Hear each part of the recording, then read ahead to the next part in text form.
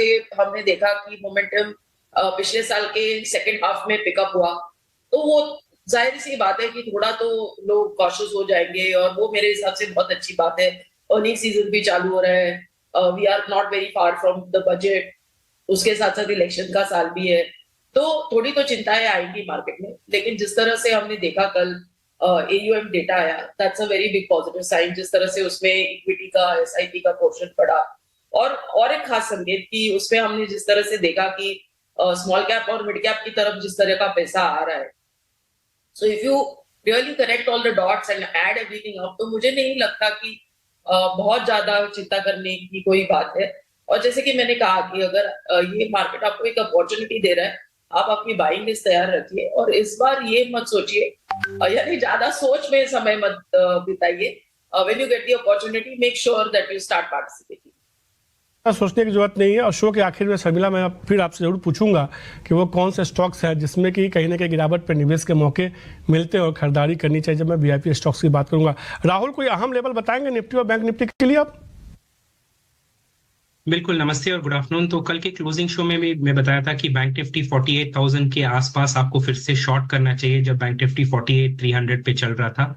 वो व्यू अभी भी इंटैक्ट है। फिर से अगर आपको एक बाउंस मिले बैंक निफ्टी को 48,000 47,900 की तरफ, फिर से शॉर्ट करना चाहिए। मार्केट का जो अपवर्ड मोमेंटम है वो पॉज हो चुका है, हो नहीं रहा है, हो चुका है ऑलरेडी।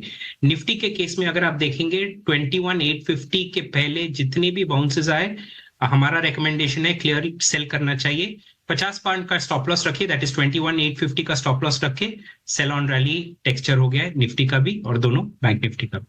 ये रहा तो सीधे तौर पे कि बैंक निफ्टी में थोड़ा सा और दबाव देखने को मिल सकता है। राहुल ये मान के चल रहे हैं, लेकिन शर्मिला ये मानते हैं गिरावट को मौके के तौर पे लेना चाहिए। आपको गिरावट आए तो अच्छे शेयरों का एक बना के रखिए लिस्ट, और उसमें आप खरीदारी के मौके ढूंढिए, उसमें खरीदारी करके चल सकते हैं। क्योंकि शर्मिला काफ़ी दिनों के बाद आई हैं, तो बिना देरी किए सवाल जवाब के सिलसिला को शुरू करते हैं।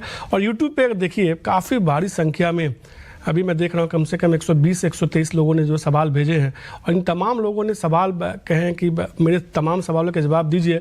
तो शर्मिला, आपके ऊपर जिम्मेदारी ज़्यादा होगी कि ज़्यादा से ज़्यादा दर्शकों के सवालों के जवाब दो। और मैं तमाम दर्शकों को यही कहूँगा, आप कल की तैयारी शो को देखिए और आप कमेंट बॉक्स में अपने सवाल तमाम भेज सकते हैं। यहाँ से हम आपके सवाल लेंगे बहुत आसान तरीका, और फिर हम अपने 36 के जोन तक पहुँचा है। क्या राय होगी आपकी? मेरे हिसाब से उनको बिल्कुल बने रहना चाहिए, क्योंकि जो बबल था वो मेरे हिसाब से अब निकल गया है, और उसके साथ साथ we are seeing improve financial performance.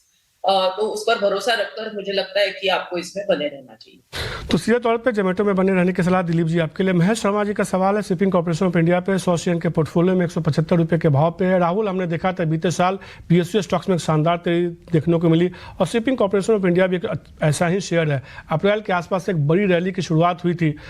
क्या राय होगी, वापस इनका लक्ष्य मिल जाएगा 175 का? बिल्कुल मिल जाना चाहिए। एक्चुअली ये एक ऐसा स्टॉक है जो रेजिलिएंट रहा है। ये जो वॉलेटिलिटी हुआ है लास्ट कुछ दिनों से, तो होल्ड कर सकते हैं। 175 ज्यादा दूर नहीं है। एक स्टॉप लॉस दे देता हूं उनको। अच्छी बात यह है कि जो बाउंस आया है ना, वो एक अच्छे बाय लेवल से 167 168 के पास में एक बाय लेवल था, वहां से एक बाउंस आया है। और अगर दोबारा प्राइस उसी लेवल पे जाएगा तो फिर से एक बाउंस आ सकता है। तो स्टॉप लॉस जो है अनफॉर्चुनेटली थोड़ा सा दूर है 160 पे। द रीजन इतना दूर है स्टॉप लॉस इज बिकॉज, जैसे मैंने कहा, हाल ही में एक बाय जोन है, तो होल्ड करना चाहिए और एक स्टॉप लॉस 160 पे रख देना चाहिए। तो सीधे तौर पर महेश जी शेयर को होल्ड करके रख सकते हैं आप, और स्टॉप लॉस